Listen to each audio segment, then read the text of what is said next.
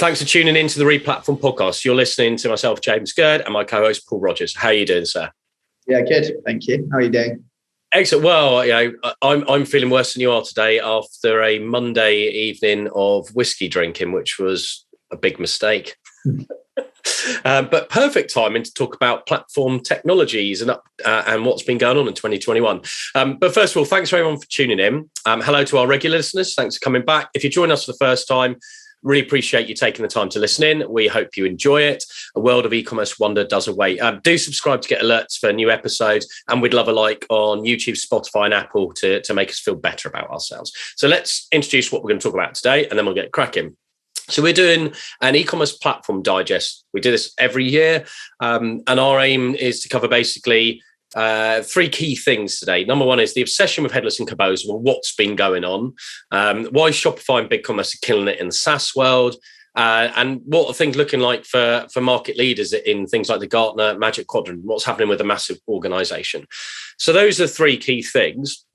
So sound good to you, Paul? Yeah, absolutely. Yeah, I think there's some really good topics in the notes. Yeah, big chunky ones. We're going to keep it brief though, because this is such a big topic that we're not going to send you to sleep with hours and hours of discourse. We're going to pick out the key things that we've seen in the last year, either on the ground and working in projects or what we've noticed in the wider industry. So let's start on headless. Now, people in the industry seem to be more obsessed with this than client-side teams. Everyone talks about being headless, going headless, why you need to be headless, composable headless. We're dreaming of a Mac Christmas. It's everywhere. So let's distill this. What have you seen, Paul? Which merchants are really embracing it, and what is really happening in this space? Yeah, so I think, I still think it's growing. And last year, everyone had a similar kind of level of obsession. I think my only slight, maybe it's slowed down slightly. And I think there's a lot of bigger businesses investing in the kind of full end-to-end composable stack, and headless is a part of that. But I think last year, pre-Unite, there's a big trend with Shopify merchants going headless, and I think that's slowed down a little bit, mainly because of what Shopify announced around hydrogen in particular. And then also, I think people are just doing more with the new kind of sections everywhere, online store 2.0 with Shopify. I think, yeah. We'll come to that in a minute, actually. Let's park what those mean, and we'll talk about it because some people listening might not really get why. Just quickly on that, for those who don't have the context, why were so many people, specifically last year or early this year, focused on like headless and Shopify? What was it trying to solve? Why were people going down that route? So I think speed was one, like Shopify's kind of previous kind of theme approach and architecture is a little bit slower. Shopify have done a lot to make liquid and all aspects of the front end faster. So that was one. And then the other one was just flexibility and kind of content management. So the new approach essentially allows you to use sections or kind of components across different templates, and it just gives you a lot more freedom with managing content. And what type of business has been embracing headless, and where are people not needing it? What have you seen of that? So I think, as we said before we got started, I think a lot of businesses, they've got a CTO and kind of consider themselves more like technology first, or, a technology business, or someone that, really wants to provide the best possible experience and, doesn't want any boundaries around the front end and, all aspects of content and data on the front end. So I think a lot of those types of businesses, like as an example, Made.com recently went headless, or, I think Burberry, I don't know if they're live yet with Commerce Tool, those types of businesses, much larger businesses that, want to build this limitless, scalable technology stack. I think there's still a big focus on headless and broader kind of technology stacks with those types of businesses. And then I still think a lot of brands are going down this route. So, like the Glossiers of the world and the kind of brands that aspire to be like the Glossiers of the world are still kind of going down the headless route first. It's the same reason. They don't want any kind of boundaries. They want to be able to create like the kind of optimal customer experience, everything else. But I still think it's kind of bigger businesses where they've generally got a technical team. And my counter argument, I guess not counter argument, but I feel like I do speak to a lot more brands nowadays that have gone down the headless route and regret it. Typically people with non-technical teams that work with a Magento or Shopify primarily. where they've kind of been sold the dream a little bit and then realized that it kind of slows them down and the cost of ownership is a bit higher. So I think for me, it's still more relevant to the bigger businesses rather than the SMBs.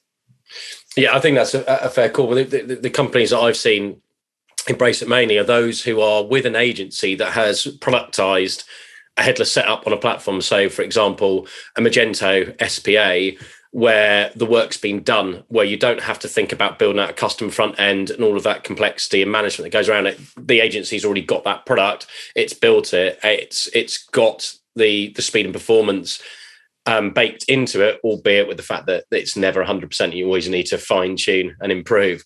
But yeah, I've not seen so many in the SME market. I guess in the last 12 months, I've worked more with SMEs than big enterprises.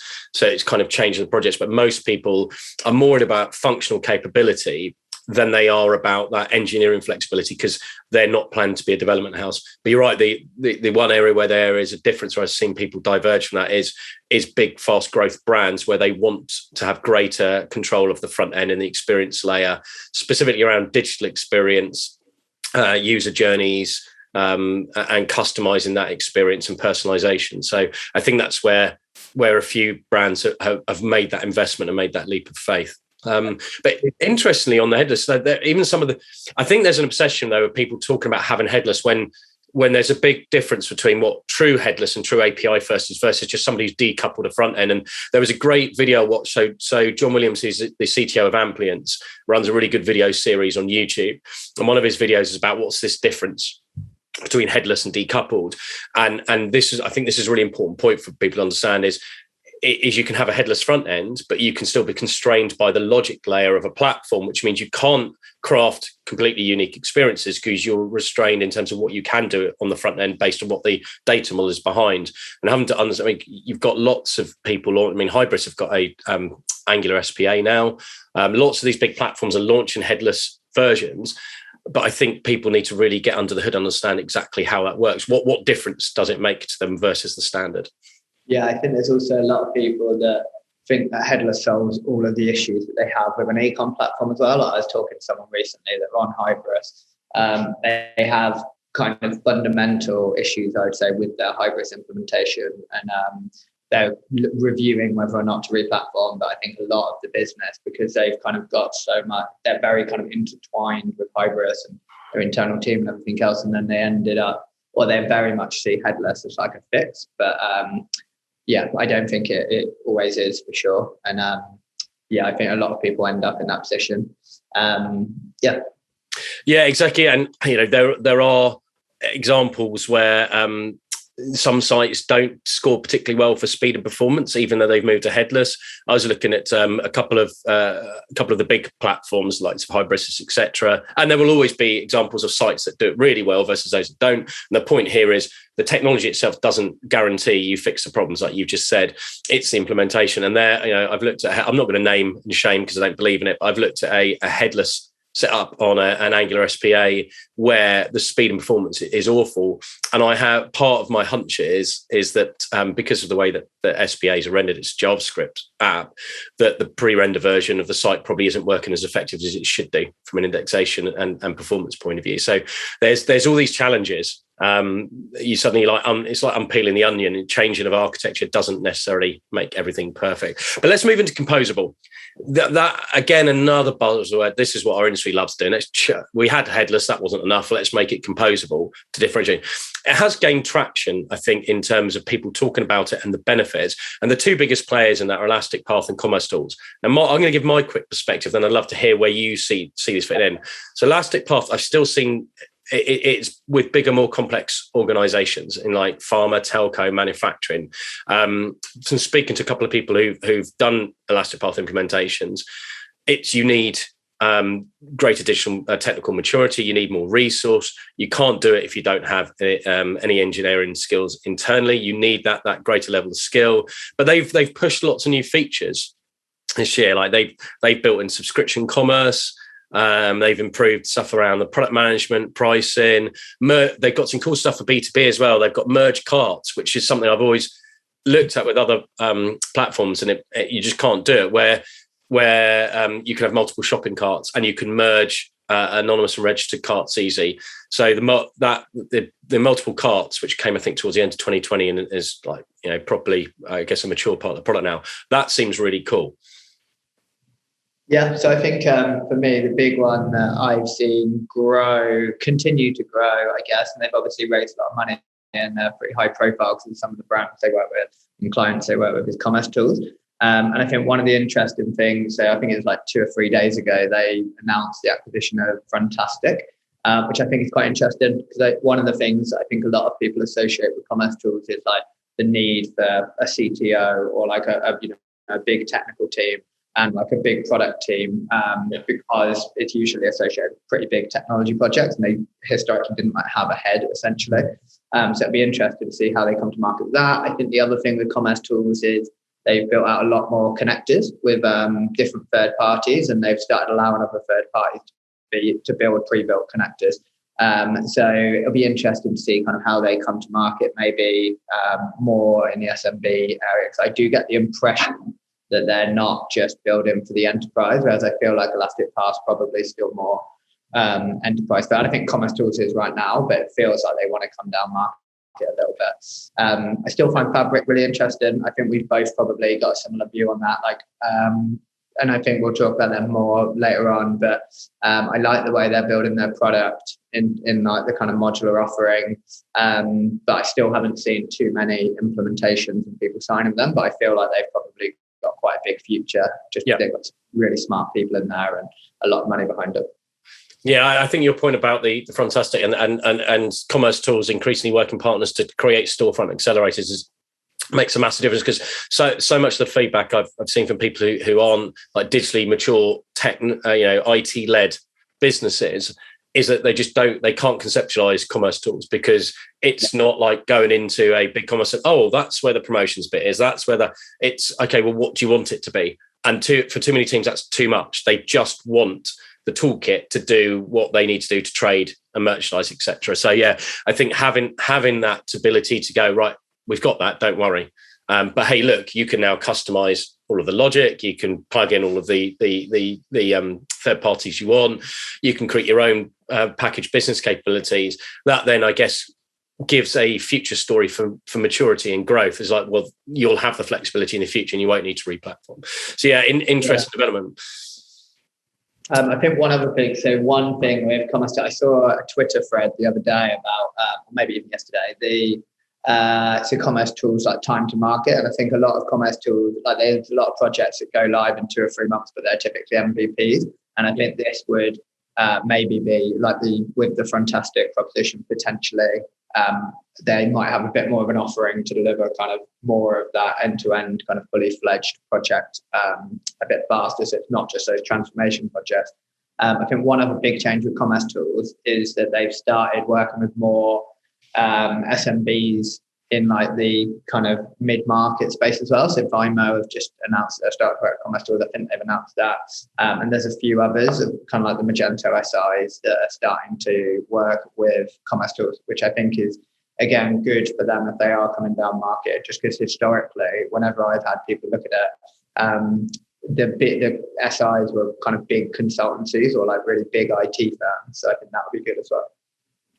Cool. So this leads us nicely into SaaS. I mean, SaaS is broad reaching, but true SaaS, where platforms that are managing all of the application layer, the hosting, blah, blah, blah, and you get on with managing your storefronts and trading. So we're going to focus on Shopify and BigCommerce because they've been really killing it in different ways. You're closer to the Shopify community. So let's what has happened, what has changed, what's been released, and what's exciting for merchants? Yeah, I think it's good. We're building quite a good dynamic with you having a bit more of a preference to BigCommerce and me more so Shopify. Conscious bias. Yeah. But yeah, so I think Shopify's had a really good year. I think there's still a long way to go because they're obviously coming up market really quickly and they're working with bigger businesses. So there is definitely more that they need to do. But I think the sections everywhere piece that we talked about earlier, that's been on the cards for a long time. And I think it's first announced 2 or 3 years ago, is big. And, we've worked with a few sites now that use that, and it is an improvement. It gives, the merchant a lot more flexibility, and, they're moving more towards kind of like broader components, I think is a really good move. And I think that will continue to get better. And it's almost kind of like going towards like that kind of no code route, or kind of, reducing the reliance on developers as much kind of from an ongoing perspective. So I think that's good. I think more people are building apps due to the commission change. So you don't have to pay any commission. Shopify under, I think it's $1 million, which is good. So we just released and that's a big threshold for smaller app developers. Yeah, 100%. I mean, I think they must have lost a lot of money due to that. And straight away, especially with like businesses like micro acquire as well, like advocating, building apps to sell, everything else. I think that kind of brought the ecosystem 100%. International is a big one, so there's been improvements. So earlier this year, like right at the start of the year, the price books came out. So you can manage you can essentially set pricing against a country per product, which is massive. So that was one of the biggest limitations. And when we've achieved that in the past, there's been significant workarounds and it's been really messy. So that's really good. And then on top of that, you now have markets, which basically just makes it a bit easier, and you can assign a domain to different territories, etc. But there's still definitely more needed on that side. But big move in the right direction. But beyond kind of the duties and the currency and everything else, you still need, in my opinion, to be able to add a second warehouse or stock location to the different markets, and you need to be able to pay out in local currencies. But again, massive move in the right direction. And then on top of that, you've got things like the social integration, which I know BigCommerce have been working on as well. The new ERP connectors, pre-built ERP connectors, some of the more commonly used ERPs, meta builds being in the interface. And then the big one is kind of the announcement of hydrogen and oxygen. And people have started working with hydrogen now, which is essentially Shopify's own kind of headless framework, which is also open source, which I thought was pretty cool. But I think they're probably the biggest ones. And then, everyone's still kind of waiting for more B2B and the next level of kind of international. Yeah, it's interesting, the global ERP, because it feels like culturally they're moving away from just being we're a really, really cool, easy to set up e-commerce storefront for you to sell on, to we're looking at how e-commerce interacts with wider organizational structures and operationally. So that there definitely feels like that there's a bit of a maturing of the outlook and a bit of a widening of the outlook. Would that be fair to say? Yeah, I think so. And I think it's clear they're trying to build or like almost commoditize e-com and take that really simple approach up market, which I think is really cool. And they're just trying to simplify all the points of friction around kind of replatforming and scaling an e-com business. I think one other thing that's quite interesting with Shopify that not that many people have spoken about is their recent investment. So I think Shopify are a bit of a tactical beast in terms of like their strategy. But like, they put money into, I think, nearly $200 million into globally pre-IPO. They've just put money into Yotpo, who I would assume would IPO soon. They did a similar thing with Stripe in the past. And I think that's quite interesting, like looking at how they're working with some of their like closer tech partners. Yeah. And it'll be interesting to see what role globally could potentially play in that kind of improvement to international whole piece. Yeah, because the international multi-storefront is such a classic battleground for Shopify and BigCommerce, and neither of them have anywhere near the capabilities of the likes of Magento, Salesforce. They just don't have that level of flexibility, which is why I still see some people will go towards a Magento for that international capability, and they'll take the other issues you get with Magento that you wouldn't get in these like SaaS platforms because of that flexibility. So it's interesting to see that going. So let's do a quick comparison with BigCommerce then.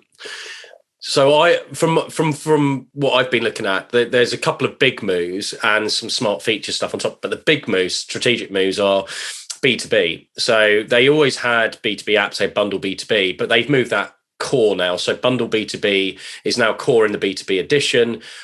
So you're in this same interface. You've got mature B2B capability. It suits most B2B use cases that aren't really complex. So I think when you move into like really complex things like manufacturing, it doesn't have all of the capabilities there, but core things like different accounts, tiered accounts, different price books, custom catalogs, quotation management. It's a really good feature set that you can turn on, and the license from what I've seen in terms of the license fees, it's competitive, and business cases can be easily made around paying for that addition.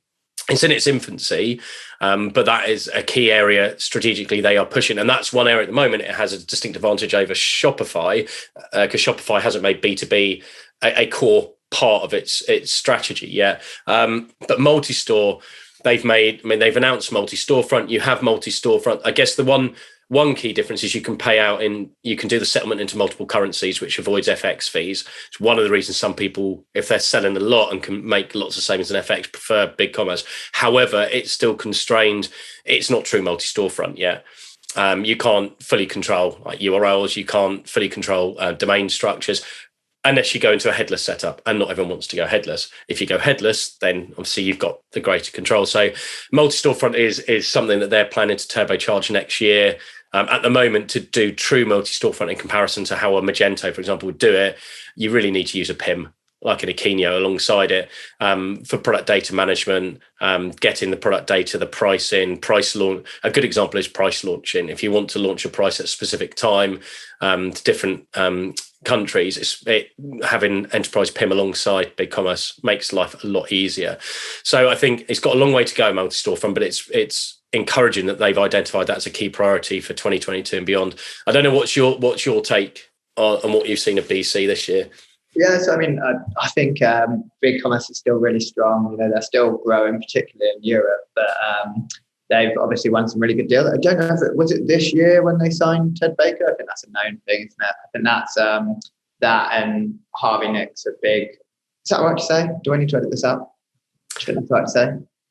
I don't know. Actually, no. I think the TB is all right. I'm not sure about the other one. All right, well, we'll leave it. But yeah, I think they're big wins, and I think those going live will make a big splash for BigCommerce. To be honest, I think rightfully you say about the B2B piece. In my mind, they're a bit of an obvious one now for businesses that are kind of either more B2B or at least have a substantial amount of B2B alongside B2C. I've recommended quite a few BigCommerce as well, and I know you're a fan of that side of things, and I think Shopify need to improve that. I mean, they barely have anything. They don't. I think the big thing with BigCommerce is they've had price lists in the core platform for a long time, where Shopify put that into their wholesale channel, but it's not integrated enough, and I don't think that's flexible enough. But yeah, no, I still see a lot of interest around it. Like I say, picking up good partners, picking up good merchants. So I think they'll continue to grow. I think Shopify have obviously got a bit of a head start in terms of kind of brands and marketing. But I think BigCommerce around the kind of technical side and where they're positioning themselves on B2B have definitely got a lot of potential. I think where Shopify's been smart is things like its fulfillment network, which I know is only US at the moment, isn't it? But I'm sure at some point that will expand, because a one-stop shop. It's where the likes of the Hut Group, THG Ingenuity, and Farfetchers have gone with productizing their own platform. Is, hey, you don't want to do anything, we've got it all ready for you. Where Shopify is a benefit is it's not all baked in, and it's not you have to have this platform and you're on our roadmap now. It is you can still basically pick and choose the apps you want, but we have these wider services for you if you don't want to set up 3PLs, etc. We've got a service for you. So I think that's quite cool. But let's talk about some of the other. Centra, I know that we had them on the podcast, really strong in Scandinavia. They got iconic brands like Sandquist. They really pushed their roadmap, and I've been really impressed by the cadence development. And they are, if you did a direct comparison, at least the last time I looked to them, which was probably earlier in the year, they are stronger for multi-storefront for international than Shopify or BigCommerce. Yeah, I think they don't have the ecosystem in the UK. Well, I think that's it. So I actually really like Centra. So I did a comparison with them and Shopify for a brand in Scandinavia, but a global brand. Last year, and to be honest, it was really close, and I actually felt Centra was stronger in terms of their product offering. I think, like you say, not lets them down, but their limitation is that realistically their ecosystem is only in Sweden and then like slightly broader in Scandinavia. But I think they just announced they raised some money. I think it was somewhere in the region of like $10 million. And I would assume a big part of that must be to come into the UK and then potentially broader. And just based on kind of speaking to them a little bit, I think that must be on their short-term roadmap. But like you say, it's a really strong product. You know, it's always been headless first. They've got some really nice, reference cases, really nice partners in Scandinavia that are like very strong creative agencies with good technical offering. And also they're really strong for wholesale and international. So I think if they do come into the UK, I think they'll actually have a really strong proposition. If they go and win a couple of good brands, I think they could quite easily have a good kind of proposition in that particularly fashion space. Yeah, agreed. It's the SI, but I worked on a project where I recommended the client they should look at Centra alongside, I think was it BigCommerce or Magenta? I can't remember. But they didn't want to for the simple reason that the SI ecosystem was Scandinavian bias, and there were not enough credible ones that suited that client in the UK, and that was too much of a risk. They didn't want to be stuck with an agency that if it wasn't right, that they couldn't move, or they didn't have that easy face-to-face contact. So, that ecosystems do benefit platforms like Shopify massively. Let's talk about acquisitions, because you mentioned commerce tools are fantastic. The big one I'm going to pull out in kinds of strategic partnerships, integrations, acquisitions is Episerver, who had acquired Optimizely. Instead of just basically bringing Optimizely into their core stack, rebranded as Optimizely, which for me is it says a significant change in the mindset of Episerver's heritage was CMS, customer experience, then into commerce, then this wider set with these modular capabilities, strong on personalization. And we always said it was ahead of all the other platforms in terms of like A/B testing across stack, A/B testing content, A/B testing merchandising. It was unique, but now rebranded as Optimizely basically says we are about testing, optimization, experimentation, which I think is an interesting positioning. Yeah, so I mean, I've not worked as closely with Episerver or Optimizely as you have, but I do think their proposition now, like I would say, start to integrate all different products they've acquired together, will be really strong for like experience-led like commerce businesses. And I think particularly in the enterprise, like that is typically where I've seen them.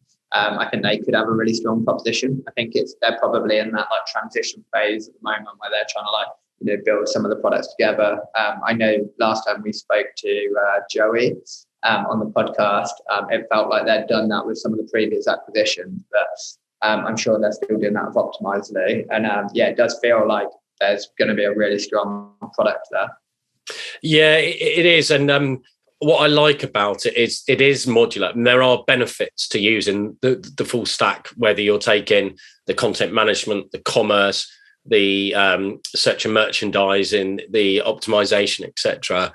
But I like the fact that you could, if you wanted to, use a separate third-party search and merch tool alongside its commerce and content. It is very strong in content management. I mean, it's consistently rated one of the market leaders for digital experience platforms, but it's got the commerce around it. I'm going to be intrigued to see where they go and what type of clients they go after, because Optimizely as a test and experimentation platform is at enterprise level. Not all businesses will have the resources or the approaches to use that and get the functionality out of it. So it does suit certain businesses better than others. What else? Have you seen any other big acquisitions? I was checking things like Salesforce acquisitions, and actually they haven't had any massive ones that directly impact the commerce capability. Yeah, they acquired Mobify, but that was a while back, wasn't it? Yeah, that wasn't this year. Yeah, and I don't think they've done too much since. In terms of acquisitions, BigCommerce and Feedonomics, obviously, be interesting to see what they do with that. Yeah, because it's not integrated into the platform yet. It's separate license from what I've understood. So it's not yet core. Obviously, that will be on the roadmap. Yeah, and then so VTech's quite work area, but that was quite a long time ago. I don't know what the goal of the acquisition was. That's a platform that I haven't seen much of at all, to be honest. I'm actually really surprised by, because I thought they would be getting a lot bigger. I think Fabric I do find interesting. I really like how they're structuring their products. It's similarly how you were just talking about Optimizely. So they've got like a number of different modules, and I've actually seen more people use their PIM than their ecom platform. And I know a lot of their biggest brands they're working with are actually using the PIM. And I think that's quite a nice way to go to market personally, where they've got like an order management product, a PIM, and then a commerce engine. I think that's quite good. Saleor, Lush just launched, so they're one of our clients, not on the e-com side, on the paid side. And I think that's been a very good project for them. I think it's been a big challenging project, but it's a global rollout. I think it'll be interesting to see what happens with them next year. I know other people are looking at them. Other clients have mentioned them. They're getting bigger. Similar with Swell, which I haven't, again, looked at too much. But that's getting bigger, more people looking at it. Commerce Stack. It feels like there's still so many players, but to be honest, the ones that I've seen the most remain Shopify, Commerce Tools, and BigCommerce. They seem to be the big three at the moment.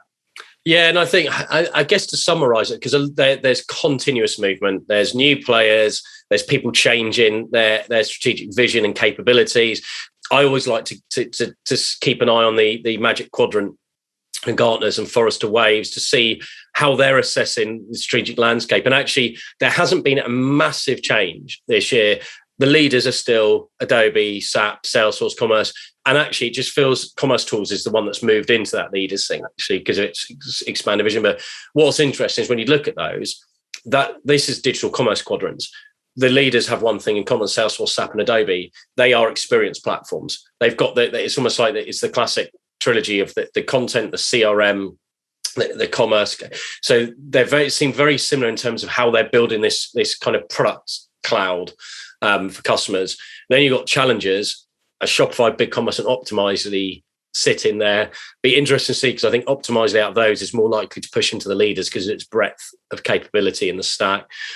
Then you've got visionaries with the likes of Spryker, haven't talked about so much, but B2B, B2C marketplace, Elastic Path, VTEX.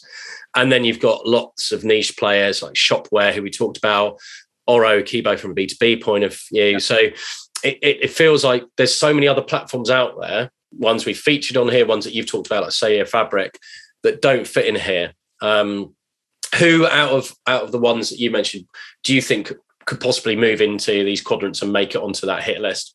Yeah, it's a really good question. I think that the two that you just mentioned, Centra, are probably the ones that I think will continue to grow. So I think Centra got a really nice proposition. They just need to go into other markets with it and build out more of an ecosystem.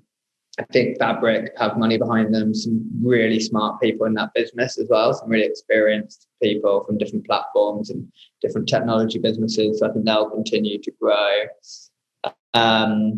And then I think Spryker so I haven't seen much around them, but I think they've raised a lot of money recently. So I think they'll start to push more. And like you say, it's quite a broad platform. I know a few years ago, they were working with a lot of the top SIs. So I would imagine, they still are. And I know they're big in Germany. Yeah, I feel like they've got quite a lot of potential. So I think that they're probably the ones that I could see continuing. I think the one that we haven't really talked about, platforms, that we're, I guess, I'm slightly disappointed. I am disappointed in Magento or Adobe, because I would have expected them to do more, I guess. Even little things like, I think they probably, like a lot of the platforms we've talked about, particularly the SaaS platforms, I guess, have a layer. They've got kind of like a foundational layer, which is configuration. And I think it'd be really good to see Magento kind of build that, in terms of they've got kind of built-in modules around payment methods, stuff like that. But some of that kind of stuff built into the cloud proposition. New features, more on the roadmap. A lot of the stuff they're releasing at the moment was announced years ago. So things like the search product, the Sensei for the recommendations, all that kind of stuff. Yeah. It'd be good to see. And I know there's a lot of talk around them, around Adobe, improving the architecture and the kind of underlying technology. But yeah, I'd like to see more, because like you say, they are a leader. They've got this massive base of enterprise clients, and they do still have a really strong core product. So if that was just accelerated a bit, I still think, you know, they could actually continue to grow in the mid-market. But I guess the only thing I would say is I think a lot of the business that they're signing now is broader Adobe business, whereas where Magento is a part of it. And I think there's still a big market for them in there. So, but yeah, I feel like it's a bit disappointing to see Magento kind of decline as much as it had in the bit that the area that I kind of work in. Yeah, it's interesting. I guess let's wrap this up with a summary for people, basically, because I think roadmaps and release cadence is an important one, because it's how active is the platform and the community around it. And it definitely feels like likes of Centra's BigCommerce, Shopify have really stepped up the cadence of releases. There's so many minor releases, but there's also regular major releases. Adobe has had one major release in 2021. So I think it was one. They're much slower in roadmap features. What is that? I guess that's my key takeaway of what's been happening is some of the more modern SaaS platforms really are stepping up integrations, apps, ecosystem, and building out the wider ecosystem to make it more compelling vision. What's your key takeaway for what's happened in 2021? Yeah, I think it's the same, but you mentioned the word community, and I do feel like BigCommerce and Shopify in particular are strengthening their community. And I think that's an interesting one because, you know, particularly with Shopify going down the open source route with Hydrogen, and, you know, that move to reduce the barrier to entry with apps, I feel like that's maybe something they haven't been too big on before, but I feel like that's getting better. I think the Magento community, which has been its biggest strength for years, like that was by far its biggest asset. Some of the developers in that space are like ridiculously smart.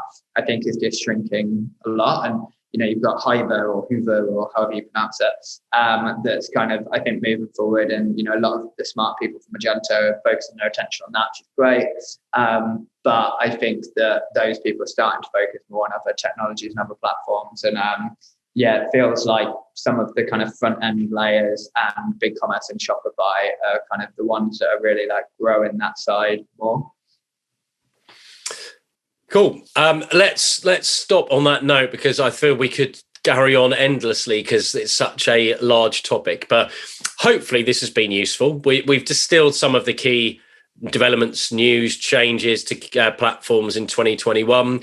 We'd love to hear from you. Like, what have you seen? What are the big changes, acquisitions, releases that have got your attention and you think are interesting and worth people knowing about? We'd love to hear about it, because we don't think we have a monopoly on knowing the platform space. It's so big and complicated.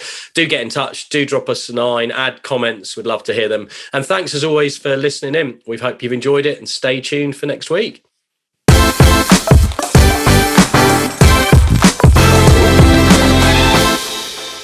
For more information on this topic, head over to replatform.fm for our audio podcasts. To discuss a project, or if you'd like to chat about any of the topics covered in this episode in more detail, please reach out to myself, James Gurd, or my co-host Paul Rogers via LinkedIn and Twitter. Thanks again for listening, and keep your ears peeled for the next episode.